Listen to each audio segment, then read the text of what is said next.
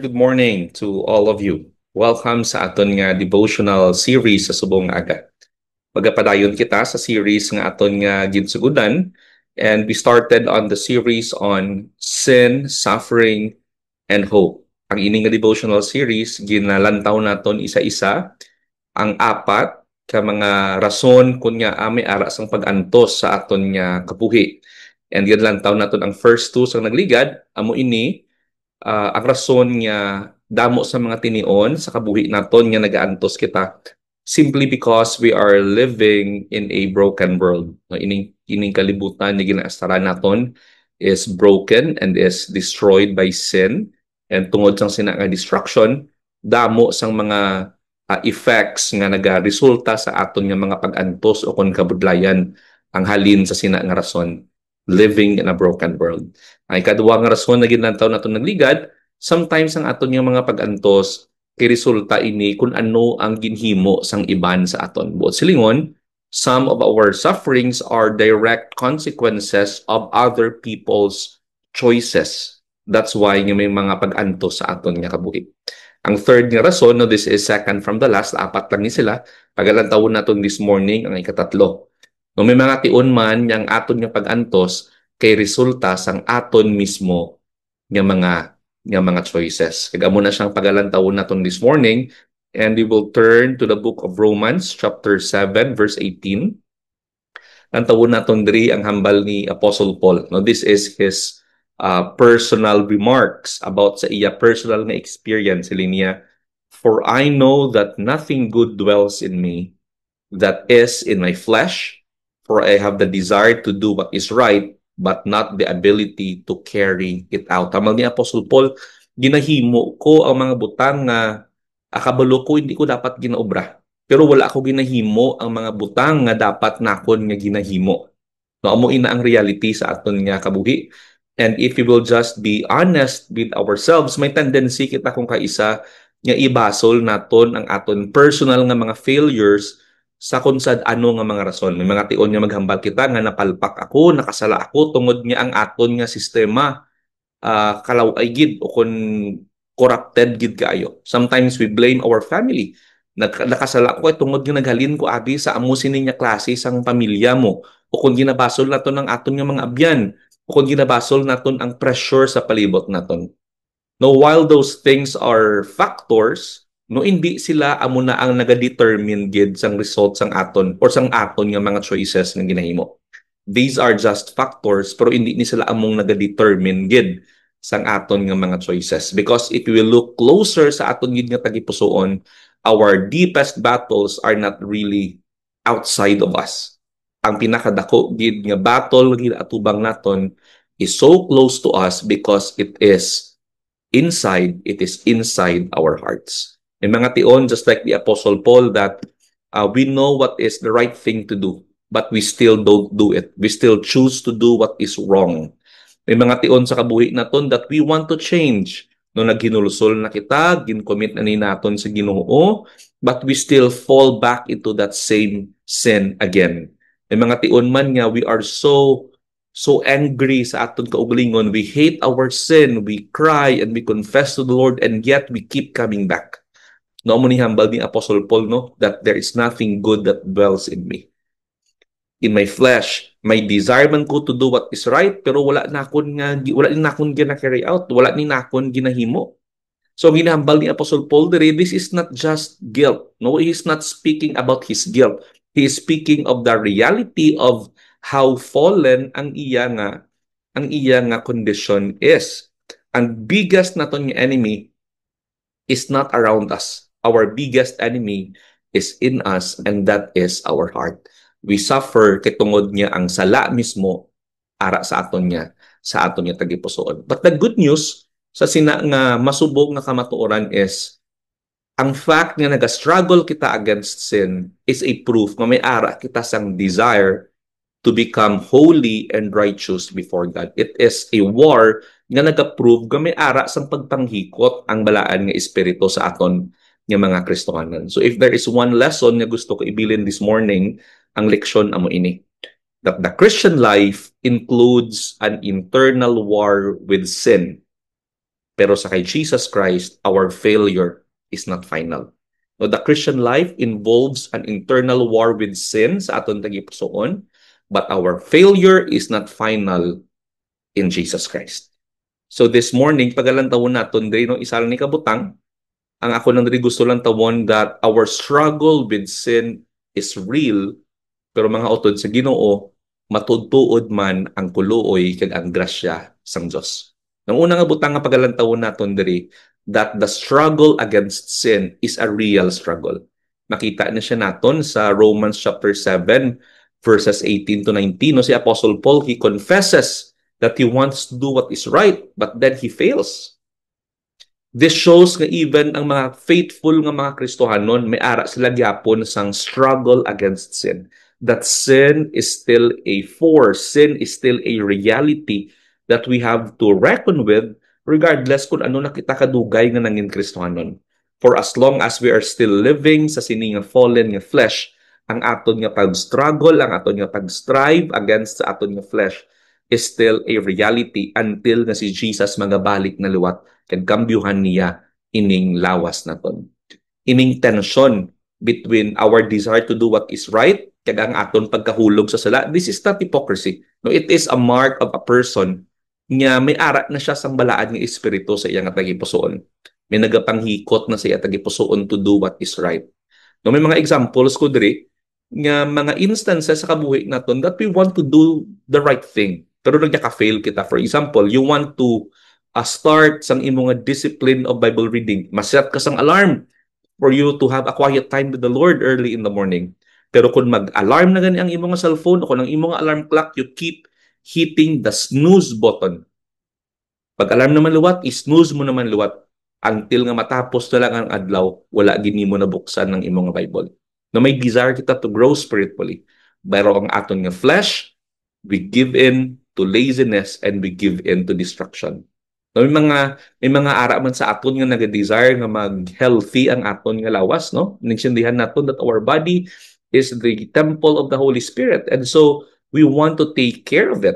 So nag-promise kita to cut down on sugar, to cut down on junk food, no, ilasen ang rice, ilasen ang mga things nga cause ang aton nga lawas nga hindi mangin healthy. Pero kung maabot ang tion nga ma-stress kita, maabot ang tion nga grabe ang pressure sa kabuhi naton, wala na pugong-pugong.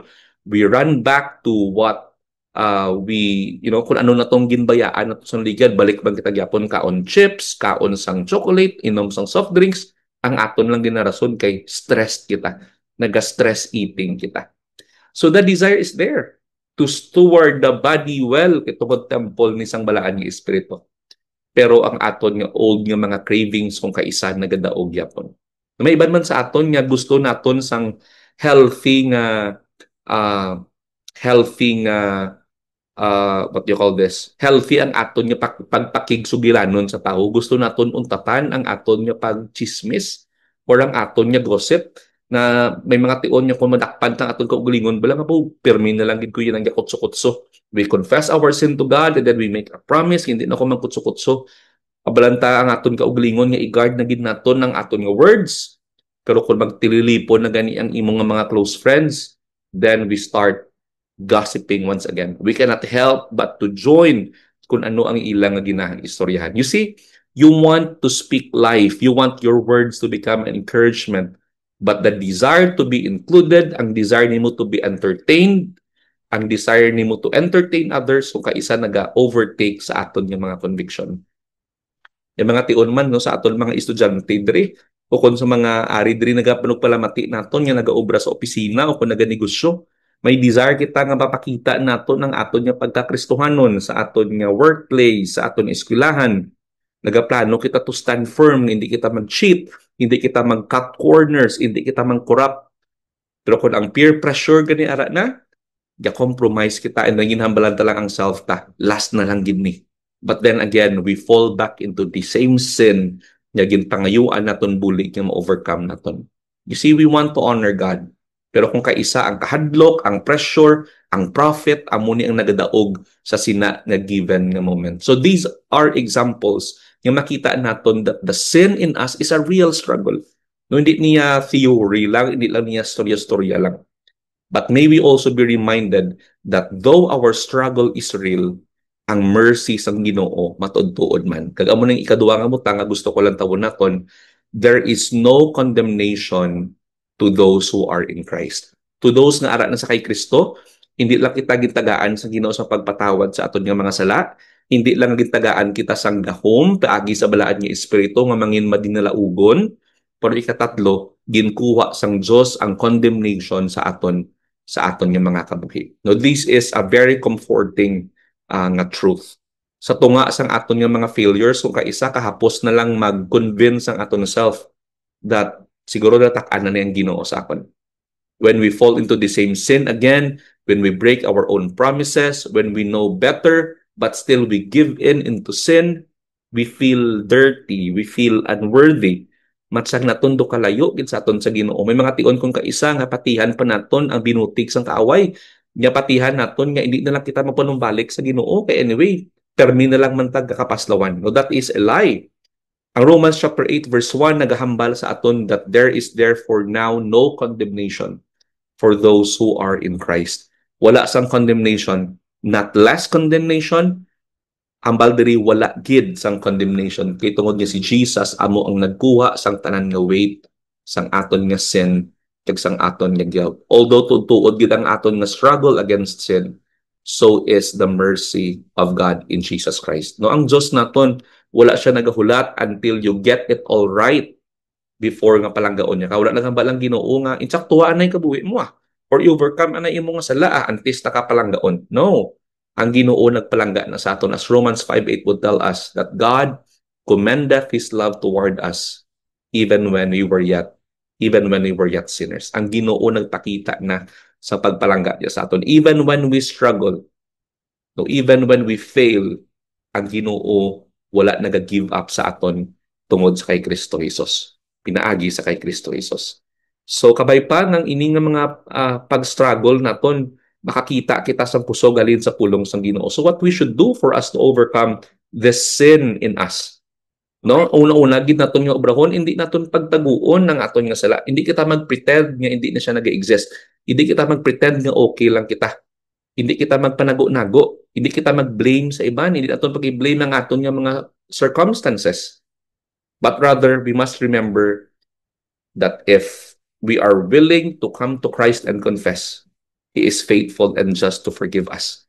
No, kung lang aton nga paginulusol, matuod-tuod ang aton nga pag-rely sa balaan nga Espiritu for a victorious life, permi na siya naton pangayoon sa Dios, ang Ginoo is also able to give us such victory. Dumdumon ginaton that greater is He who is in us. No, ang balaan nga Espiritu nga ara sa aton is greater than he that is in the world, than the enemy, than the devil nga nagatimtar sa aton. We need to remind ourselves daily nga hindi kita gina-define sa aton nga sala. Sang tion na ginhinulusolan mong imong sala, kag ginkilala mo si Jesus nga imong manluluwas, He is now the one who defines you. You are now a child of God. God's grace is greater than our weakness. Another thing that we should do, keep on confessing our sin daily, and we need to find accountability.